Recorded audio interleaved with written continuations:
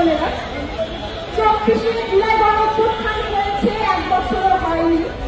আমরা 1400 শহীদ, 20,000-এর বেশি আহত,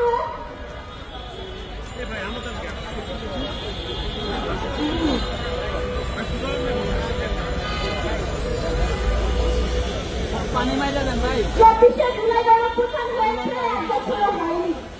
এর মধ্যে আমরা 1400 শহীদ, 20,000-এর বেশি আহতদের রক্তের বিনিময়ে